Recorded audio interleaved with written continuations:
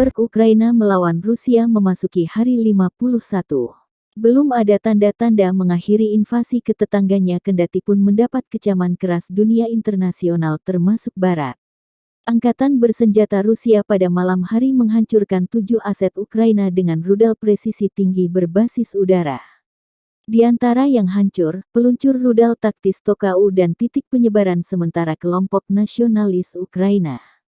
Termasuk hingga 20 kendaraan lapis baja dan hingga 50 tentara nasionalis, dihancurkan di dekat Yasenovo. Juga peralatan dan senjata militer Ukraina telah dihancurkan di dekat Dergachi, Novoelizavetovka, dan Povstansko, senjata rudal dan artileri dan depot bahan bakar dihancurkan di Nikolaev dan Parutino. Rudal jelajah juga melenyapkan unit tentara bayaran dari kampanye militer swasta Polandia di Izyumsku, wilayah Kharkov. Hingga 30 tentara bayaran Polandia terbunuh.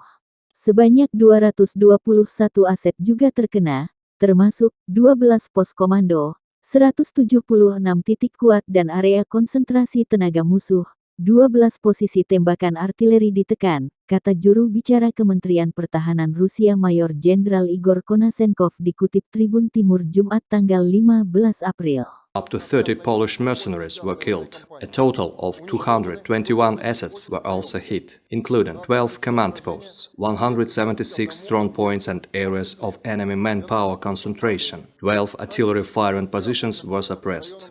Operational tactical aviation hit 13 military assets of Ukraine during the night, among them 2 depots of missile and artillery weapons, as well as 10 areas of concentration of Ukrainian weapons and military equipment. Army aviation destroyed areas of manpower and Ukrainian military equipment concentration, including 3 strong points, 9 armored vehicles and vehicles of various purposes in Gusarovka and Volobuyevka. In total, 132 aircraft and 105 helicopters, 245 anti-aircraft missile systems, S-300 Bukan-1 OSA AKM, 456 unmanned aerial vehicles, 2,213 tanks and other armored combat vehicles, 249 multiple launch rocket systems, 966 field artillery and motors, as well as 2,110 units of special military vehicles of the armed forces of Ukraine were destroyed during the operation.